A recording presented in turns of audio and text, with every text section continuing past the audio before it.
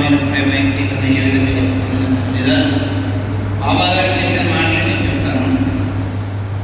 సత్యస్వరూపుడైనటువంటి భగవంతుడు, నిజమునికి కలిగినటువంటి భగవంతుడు, సర్వంలోనూ సర్వులలో సర్వులను నిజమునికి కలిగి ఉన్నటువంటి భగవంతుడు. అలాంటి సత్యస్వరూపుడైన బాబాని మనం ఏ విధంగా ప్రేమించాలి? బాబా ఏం చెప్పారు? అసలు ప్రేమ అంటే ఏంటి? ప్రేమ అంటే త్యాగము. ప్రేమించేవానికి బాధలు, ప్రేమించబడేవాడికి ఆనందము అని చెప్పారు. కనుక త్యాగం అంటే ఏంటి అని అన్నారు బాబా. మీ దగ్గర ఉన్నటువంటి ధన సంపదలు ఇవ్వటం త్యాగమా? లేక మీ భార్య బిడ్డలకు ఇవ్వటం త్యాగమా? మీరు అనుభవిస్తున్న అధికారాన్ని పంచడం త్యాగమా అని అన్నారు బాబా. కనుక త్యాగం అంటే ఇవన్నీ కాదు. అవి కేవలం నీవు ఉన్నంత వరకు నీవు నావి చెప్పుకోవటానికి మాత్రమే ఉన్నటువంటివి. నీవు ఉన్నంత వరకు ఈ ధర్మ నాది, ఈ భార్య బిడ్డలు నవాడు, ఈ అధికారం నాది అని మాత్రమే నువ్వు చెప్పుకోవడానికి ఉన్నటువంటివే. కానీ బాబా ప్రేమ పొందడానికి నిర్దేశించినవి కావు అని చెప్పి బాబా స్పష్టంగా చెప్పారు.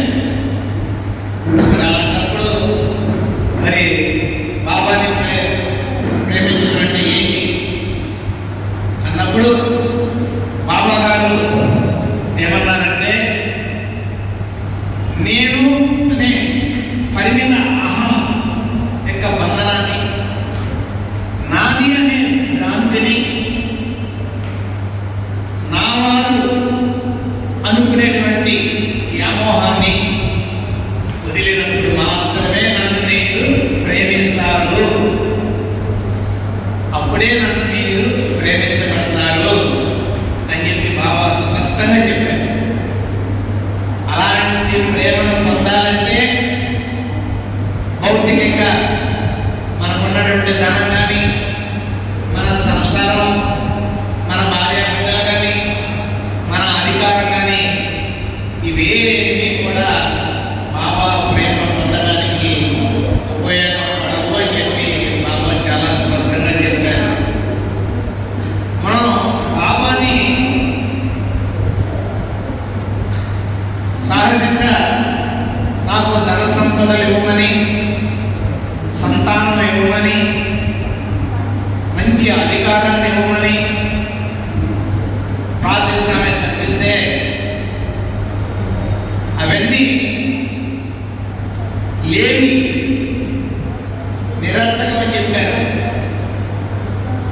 నాలో నుంచి వచ్చినటువంటివి అన్ని బాబాల నుంచి, ఈ భౌతిక పరమని అన్ని కూడా నేనే అన్నాడు బాబా.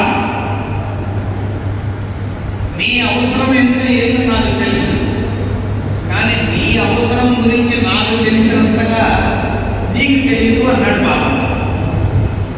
కనుక మీ యొక్క అవసరాలు నాకు ముందుగానే తెలుసు.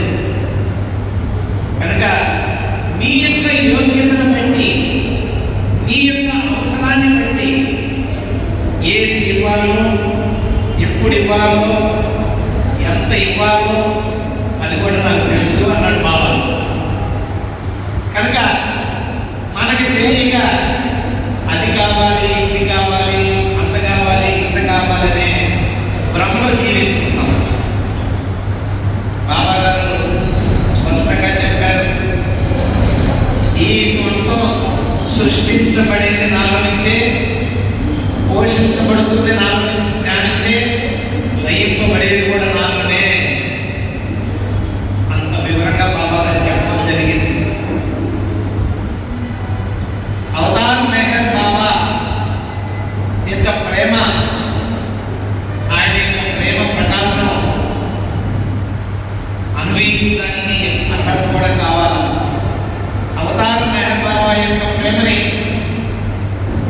సర్వజీవులు ఆయన ప్రేమను పొందడానికి, ఆయన ఆశీర్వదించడానికి సిద్ధమై ఉండమన్నాడు.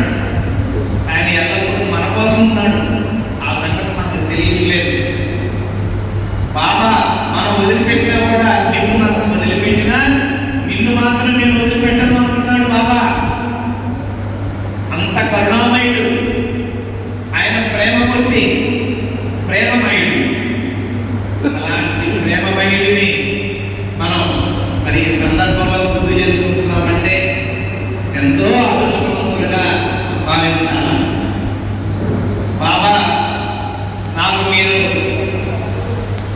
నాకు ఆధారవంతం చేయాల్సిన అవసరం లేదు, నాకు పూలదండలు వేయాల్సిన అవసరం లేదు, నాకు ప్రార్థన చేయాల్సిన అవసరం లేదు. వాటి వల్ల నాకు ఏ ఉపయోగం లేదు.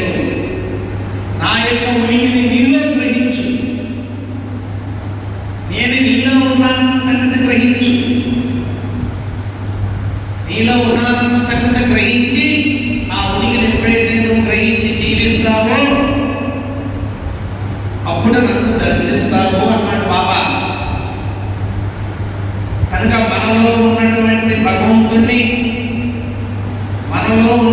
భగవంతునిలో ఉన్నటువంటి ఉనికిని ఎప్పుడైతే మనం తెలుసుకోగలుగుతామో ఆ భగవంతుని దర్శించిన వాళ్ళు ఉంటాము. కనుక బాబా ఏమంటున్నారంటే సర్వజీవులో ఉన్నది నేనే, అందరూ ఆలోచిస్తున్నది నేనే, అందరి ద్వారా ఆలోచింపబడుతున్నది నేనే, సర్వ ప్రాణులు కూడా చేస్తున్నటువంటిది కూడా నేనే, సర్వ ప్రాణుల ద్వారా చేస్తున్నటువంటి పనులు నేనే, ఆలోచిస్తున్నటువంటిది, చేస్తున్నటువంటిది, అందరి చేత మాట్లాడిపించేది కూడా నేనే, మాట్లాడుతున్నది కూడా నేనే అని చెప్తున్నాడు బాబా. కనుక సర్వోదయమై ఉన్నప్పుడు మీకెందుకంత బాధ? ఏ బాధ కూడా ఇక్కడ కూడా మనం బాధపడాల్సిన అవసరం లేదన్నాడు. ఆ యొక్క ఎరుపుతో, ఆ యొక్క గమనికతో కనుక మనం జీవించినట్లయితే సర్వము బాబానే, సర్వము ఆలోచించి మాట్లాడి చేసేది బాబానే అని కనుక మన యొక్క నిత్య జీవితంలో మనం కనుక కొనసాగేటట్లయితే ఏ యొక్క సంస్కారాలు కూడా మనకి అంటకుండా సంస్కార రైతులపై మనం భగవంతునికి చేరువ అవుతామని చెప్పి మేరబాబు గారు చెప్పారు. కనుక బాబాని మనం ప్రేమించడానికి ఉద్యోగులు అవ్వాలి. బాబాని ప్రేమించే విషయాల్లో ఒక 6-7 పదాలు కూడా చెప్పడం జరిగింది బాబా. మన తోటి వారిని ప్రేమించడమే భగవంతుని ప్రేమించడానికి అత్యంత ఆచరణ సాధ్యమైన విధానం అన్నారు.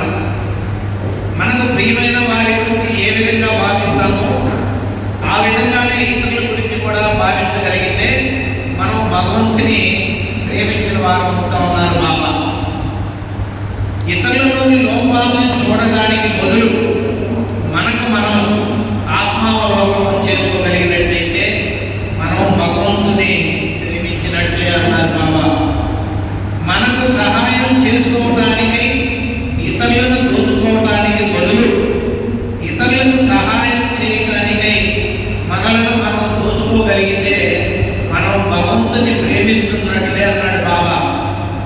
ఇతరుల బాధలలో మనం బాధను అనుభవించి ఇతరుల ఆనందంలో మనం ఆనందాన్ని అనుభవించగలిగితే మనం భగవంతుని ప్రేమిస్తున్నట్లే అని చెప్పారు బాబా. మన దురదృష్టాల గురించి వ్యాఖ్యలు పడటానికి బదులు చాలా చాలా మంది ఇతరుల కంటే మనం చాలా అదృష్టవంతులమని భావించగలిగితే మనం భగవంతుని ప్రేమిస్తున్నట్లే అని చెప్పారు. మనకు సంప్రాప్తమైనటువంటి దానిని భగవద్గీతగా అంగీకరించి దానిని ఓడిమితోనూ తృప్తితోనూ స్వీకరించినట్లయితే మనం భగవంతుని ప్రేమిస్తున్నట్లే అన్నారు బాబా. భగవంతుని జీవరాశులెవరికీ కష్టం కానీ అపకారం కానీ కలిగించకుండా ఉండటమే భగవంతునికి అర్పించగల అత్యున్నతమైన భక్తి, ఆరాధన అని అవగాహన చేసుకుని ఆ విధంగా భావించగలిగితే మనం భగవంతుని ప్రేమించినట్లే అన్నారు బాబా. నియమించడానికి గాను జీవిత గమ్యము భగవంతుని ప్రేమిస్తూ ఆయనను మన స్వీయ ఆత్మగా కనుగొనడమే తెలుసుకొని మనం భగవంతుని కొరకే జీవించాలి, భగవంతుని కొరకే మరణించాలని చెప్పి అనంతుడైన భగవంతుడు మెహర్ బాబా చెప్పడం జరిగింది. కనుక ఈ విధంగా మనం బాబా గారిని ప్రేమించి మన యొక్క జీవితాన్ని ధన్యపరుచుకోవాలా. ఆ భగవంతుల్లో కలిసిపోయడానికి మన ఒక లక్ష్యాన్ని గమ్యాన్ని ఏర్పరచుకోవాలి. ప్రతి ఒక్కరు కూడా మన యొక్క లక్ష్యం ఏంటంటే భగవంతుని